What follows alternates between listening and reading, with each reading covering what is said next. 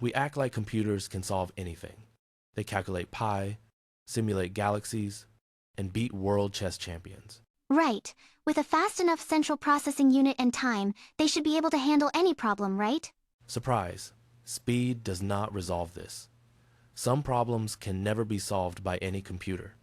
Imagine a huge circle representing all possible problems you could ever ask. Like every math question, every puzzle, and every yes or no question? Now draw a tiny circle inside labeled computable problems, which are the ones that some algorithm can solve. That tiny circle represents what computers, even the perfect ones, can actually do. So, the tiny circle is computer land, and the rest of the diagram is off limits? Exactly. There are problems in that big area that no program can ever solve. We call them non-computable or undecidable problems. But if a problem has a real answer, shouldn't we be able to calculate it somehow? Nope. There are far more potential problems than there are computer programs. Most problems end up being unsolvable. Here is the idea without heavy math words. There are infinitely many possible problems you could ask as yes or no questions. Sure. You can always invent a new weird question about numbers or programs.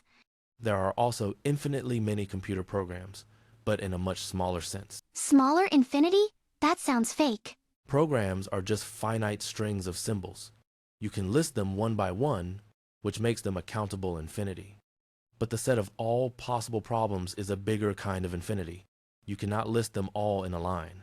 So there are way more problems than there are possible algorithms to solve them. Right. So most problems cannot be matched with any program that always gives the right answer. Those unmatched problems are non-computable.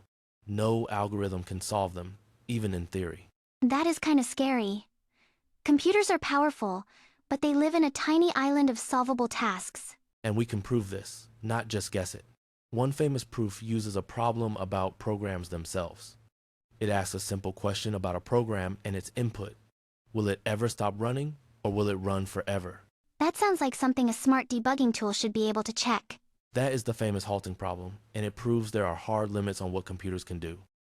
Please like, share, and subscribe.